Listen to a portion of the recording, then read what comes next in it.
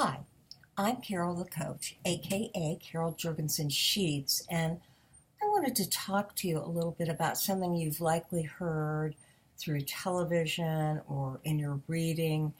It's called cognitive behavioral therapy. And what CBT is for short is that ability to have a thought and put it into a perspective that is not as distressing or disappointing or discouraging. And that really does take some training. I know I've taught the course on CBT.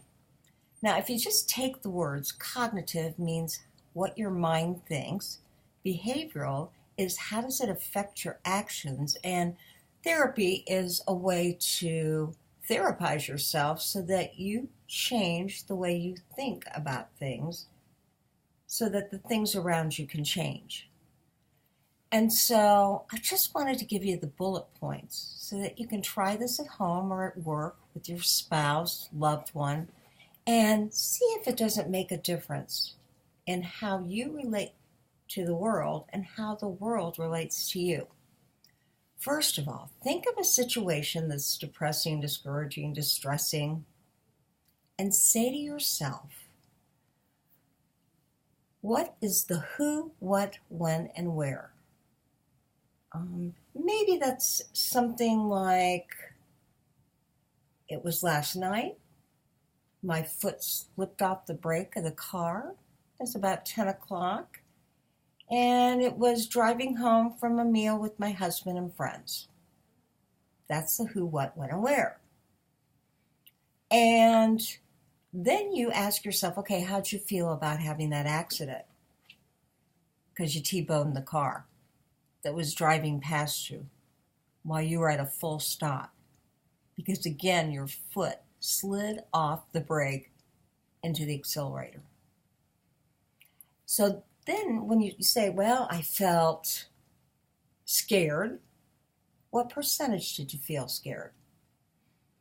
It was pretty high. It was 90%. I felt angry. Okay, what percentage? Well, at me, about 95%. You see, these percentages don't have to add up. I felt disappointed. I felt disappointed because it was such a silly thing to do. What percentage? Well, about 40%. And you just go down the line and you identify those feelings. Then this is kind of the important column. Remember, you got the who, what, when, and where column, and then you got the feelings in the percentage column. And that third column is, what are some of the thoughts that I had? A thought like, I cannot believe I did that. That was absolutely stupid. I'm stupid. What was I thinking? This is going to cost me a lot of money. This is going to be an inconvenience. Let's see. I'm really trying to think about this because this indeed happened to me last night. I can't believe I'm not perfect. I did. I thought to myself, any person in their right mind would not have let their foot slip off the brake. So it had to do with my sense of not being perfect. Okay, when you look at all the thoughts you have, you decide what is the hottest thought, what makes you feel the worst about yourself, or what theme comes up most often.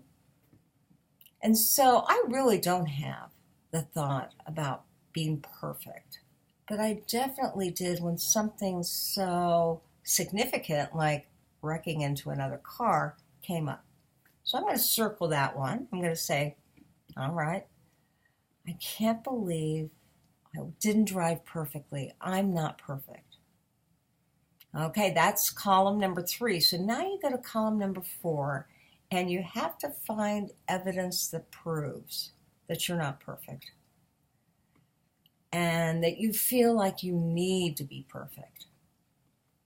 And so some of the evidence that proves that is that I took care of my mother and father a lot. And when I was growing up, I was the parentified child. And as a result, I've always felt like I needed to handle situations maybe with a little more sophistication than others. I'm not sure that my youngest sister felt the same thing I did. Okay, so that's one piece that evidences that I have to be older than my age and do it perfectly and not make a mistake. I hold myself to a high standard. I expect myself to do things appropriately. Okay, so that's the kind of pressure I put on myself. Are you getting the gist? So you come up with things that indicate that you expect yourself to be perfect. Then that next column is a column that's evidence that shows that you don't have to be perfect. You aren't perfect, and it's okay. And I have to admit, the very first thing I thought after I had the accident, I said to myself, you have not had an accident in 25 years, maybe 30. I mean, I've hit a few mailboxes before in the snow, but I have not had an accident for a long, long time. So that was the first thing that popped into my mind to help me put this in perspective, to tell myself I'm not a bad driver, to show myself that I don't commonly make a mistake. It gives me that same kind of feeling when I'm power walking or doing something athletic and I fall. So that in and of itself was evidence to disprove that, I don't have to be perfect. I can make mistakes. Then that next column asks you to kind of combine the evidence that proves you need to be perfect with the evidence that disproves that. And that might look like, although I did indeed make a mistake and was not as careful as I might have needed to be, I don't have a history of car accidents, and it is okay to have an accident. I mean, that's what an accident is. It is something that accidentally and incidentally applies in this situation, but it is not patternistic.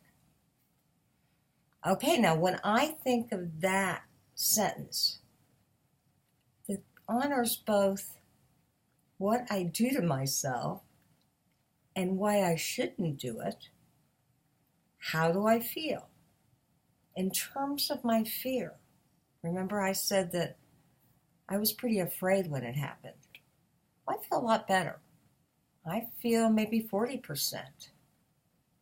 And how about that anger I identified in column 2? How do I feel? Not nearly as angry. I'm giving myself more permission, more grace, and more forgiveness. And so you get what you're supposed to do, comparing that column 2 to that column 6. And so when I put the percentages down and I see that I feel better, I've trained myself to be more resilient. I've trained myself to be more forgiving. And I've trained myself to be kinder to myself, probably in the same way as I would be kinder to a friend. That's cognitive behavioral therapy.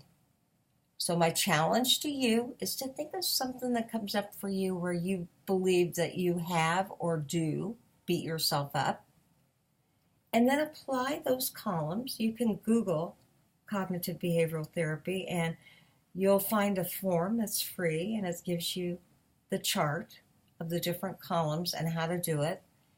And I promise you, when you invest in yourself, it invests in you.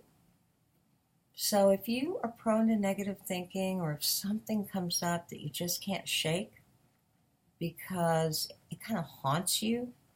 Like, I can't believe I did that. I can't believe I sent her that email. I can't believe I dropped the turkey on the floor. I can't believe that I looked at his cell phone when I really shouldn't have. Whatever that is that you're doing that you don't feel good about, practice cognitive behavioral therapy and see if you can't be kinder and gentler to yourself. And then maybe it will affect your behavior so that either A, you're not so hard on yourself, or B, you stop doing what you don't like doing that you believe you need to stop doing. Or C, maybe you'll start doing things that you know are good for you.